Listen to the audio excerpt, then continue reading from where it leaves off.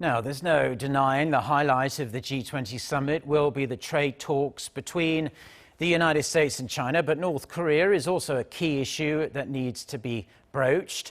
With President Moon Jae-in set to meet all the major players involved, there's anticipation his meetings in Osaka and then his meeting with Trump in Seoul might kickstart the nuclear talks that have been seemingly stalled in recent months. Park Hee-jun reports. Dubbed the denuclearization super week, the G20 summit in Osaka kicks off this Friday with hopes of reviving nuclear talks on North Korea.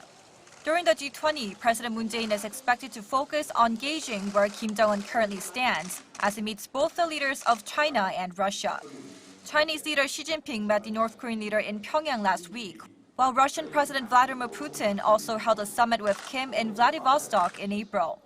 Both are likely to deliver Kim's thoughts to President Moon, which Moon will use to take the lead in mediating between North Korea and the U.S. But he still has a lot of work cut out for him in finding ways to negotiate the North's nuclear disarmament. In the talk between the U.S. and South Korea, the idea which came out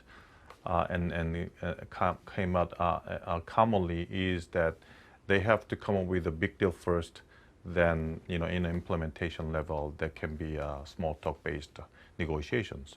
So these ideas are something that we have to take a look at whether three leaders can come up with any kind of, commonizing ideas. Presidents Trump and Xi will also meet. At the center of their hegemonic battle over trade tensions will be how China might leverage its recent interactions with Kim.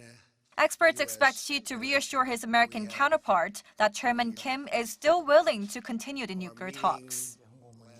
North Korea's denuclearization will be just a small issue among other major ones, including the trade conflict. I don't think that alone will drive the momentum for denuclearization. But President Xi is likely to reaffirm that it supports the North's denuclearization and efforts to achieve that through dialogue.